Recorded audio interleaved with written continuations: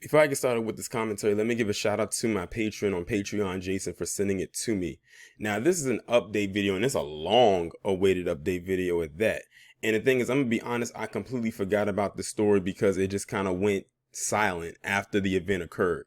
So in this picture, you see two people. On the left, you see someone by the name of Jason Meade, and on the right, you see someone by the name of Casey Goodson Jr. And last year in December, Casey Goodson Jr. was shot 5 times and he was murdered. He was killed by this Jason Meade, who is now a former Ohio deputy. And after that, nothing really happened. But when I look at Casey's face now, I remember him because, like I said, I might forget your name, but if I see your face, I'll remember it. But I definitely remember it now because I think I did a video talking about this. So now, almost an entire, pretty much over a year later, about a year later, Jason Meade has now been formally charged with his murder. So that means for a whole year, Jason Meade wasn't charged with anything. He just killed Casey Goodson Jr. and practically got away with it for a whole year. And now they're finally charging him with something. And this is just charging him with something. He hasn't been like to trial or anything. This guy's just been walking around scot-free. So let me go ahead and get into it. Some 363 days after Columbus, Ohio man Casey Goodson Jr. was gunned down from behind as the 23-year-old was on the doorstep of his home bearing Subway sandwiches for his family, the former Franklin County Sheriff's deputy who killed him was charged with murder this past week. The December 4th killing, many details of which remain obscured in changing accounts and official silence almost from the moment it happened, sparked protests in Columbus after then Franklin County Deputy SWAT team member Jason Meade put 5 shots from his rifle into the back of the young black man. In the years since the slaying, Goodson's family and advocates for justice had awaited signs that now retired deputy might be subjected to criminal justice. By Friday, December 3rd, the day after the charges were announced, Meade, who turned himself into authorities on Thursday, pled not guilty during a video court appearance to 2 counts of murder and 1 count of reckless homicide. He was released from jail on Friday on a $250,000 bond. Last week's indictment announcement left Goodson's mother, Tamala Payne, overwhelmed with joy, she said. A 911 call made moments after the shooting to the Columbus Division of Police from Sharon Payne, Goodson's grandmother, captured how the family learned their loved one had come to harm. My grandson just got shot in the back when he comes in the house. I don't know if he's okay or not because he's still out there. When asked by the dispatcher if anyone saw the shooting, she said no. He went to the dentist or somewhere and came home. All I know is there's a bunch of gunfire. He's not a bad kid. He doesn't have a police record. He works. I don't know what happened. Let me just stop right there. And this is a message to black people. It doesn't matter if he doesn't have a record. He or she has a record. It doesn't matter if they're a good person or not. All they see is this. This black face, this black skin. That's all they need. That's the killing card right there. That's all they need to see. And this is not me giving a slight to the grandmother, but this is just black people in general have to understand what system we are in. You can be the best person. Hell, you could be the one that cures cancer or find a cure for AIDS. But this is the killing card. They don't care about anything else. Look at how a lot of wealthy black people get treated versus wealthy non-black people. I put it like that. So it doesn't matter if you have all the money you have or how good of a person you are, how much of a clean record you have. They only see one thing, and that's it. So let me get back to this.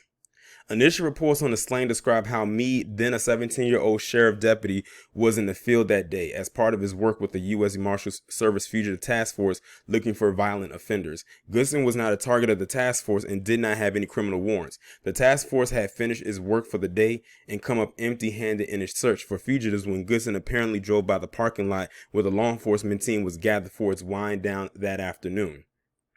Officials said in the days after the shooting that Meade claimed he saw Goodson waving a gun as he drove by and the deputy followed him to his home. The Marshal Service says Meade was not acting on behalf of the task force.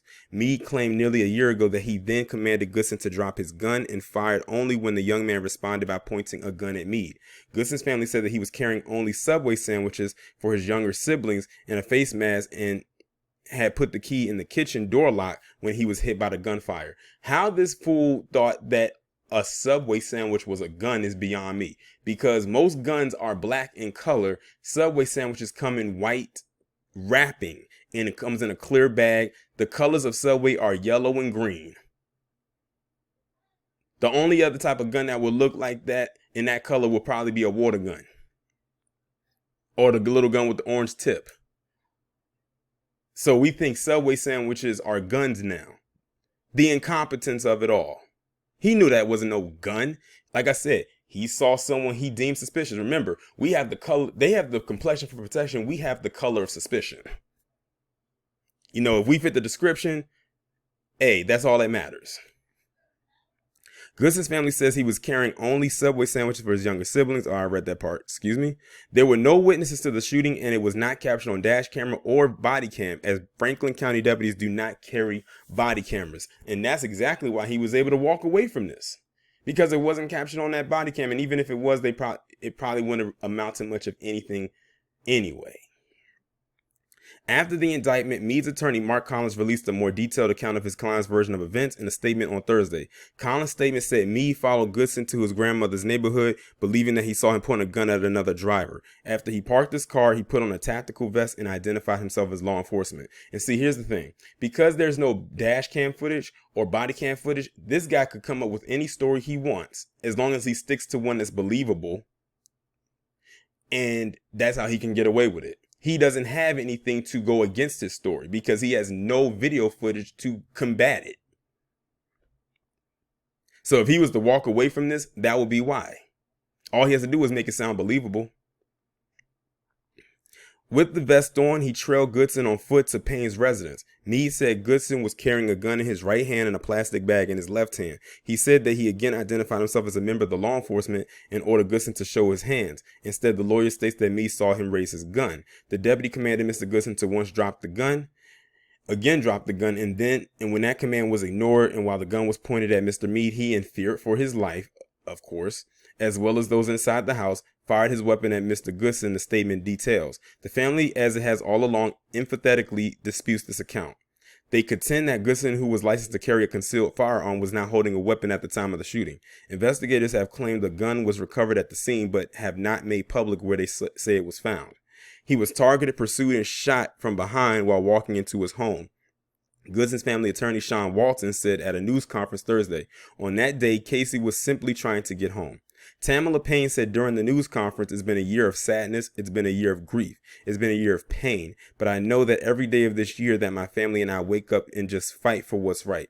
In the years since the shooting, Meade, who took a disability retirement from the sheriff's office this past summer, has come under scrutiny for past statements he has made as an ordained minister about use of force.